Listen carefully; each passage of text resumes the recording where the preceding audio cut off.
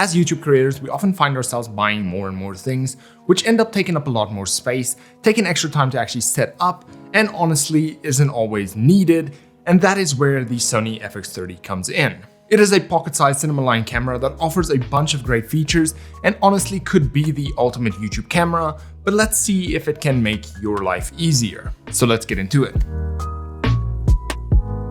So as a solo creator, I always try to make things as simple as possible, but we don't always have that luxury depending on where you live or the gear that you have to use. Since I've started YouTube, I've never had my own little studio space where I can just keep everything set up. So I've always had to pack everything away, meaning that if I wanted to film a video, I'd need to take everything out again, set everything up. So for me, it is really important to keep things as minimal as possible wherever I can. Firstly, as mentioned before, the FX lineup from Sony are cinema line cameras, so they are video focused. So if you do make videos primarily, then this could be a really good option for you. They have all the bells and whistles of being able to record in SLOG 3, 4K 120 frames per second, and honestly the biggest difference between the FX3 and the FX30 that I tested is the fact that the FX3 is a full frame camera while the FX30 is a crop sensor camera. Now this can be a problem if you need to shoot wider shots, but if that isn't a problem for you, then that means that you can actually pick up a cinema line camera for just a little bit more than a Sony a7 IV, which is actually really cool. Now what makes the FX30 a great choice for minimal shooters, and this can sort of apply to almost any Sony camera, and that is the included grip that comes with the camera, as it not only allows you better grip on the camera and space to mount things on, but it also includes XLR ports, meaning you can record with your really fancy XLR mics directly into camera, saving you time in post to sync up audio, and it saves you space since you don't actually have to have an external recorder with you to record your mic.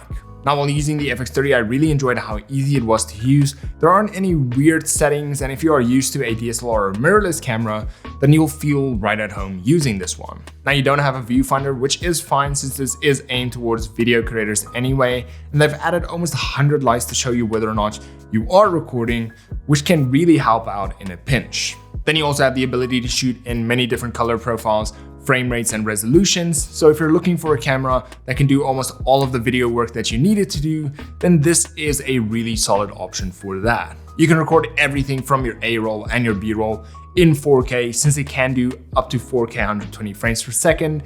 And for most people, 120 frames per second should be more than enough anyway. But if you need a little bit more, then you can get more if you actually go down to 1080p. But the question in the beginning was, does gear actually make your life easier?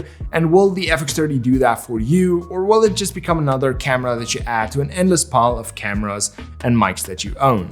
And for that, I'll say it depends on what you need a camera for. If you simply record YouTube videos or videos in general, and you barely take any pictures, then the FX30 can actually make your life a whole lot easier. You can go out and buy this one camera and it should be more than enough for all of your needs, since you can shoot in up to 4K 120 frames per second, which should be enough for a few years to come. I also like the fact that you can buy it with the handle, making it possible to record your XLR mics directly into your camera, in essence making this an all-in-one tiny YouTube setup, and the only thing you really need to add on top of that are some lights. On the other hand, if you like taking pictures as well and those pictures need to be high resolution, then you'll probably have another camera for taking pictures as well. So then the FX3 or the FX30 will just be another camera that you actually own. Now if this sounds like you and you need one camera to do both video and photography with, and it needs to do both of those fairly well, then I would definitely suggest looking at the a7 IV as well as the a7R5, as both of those are really good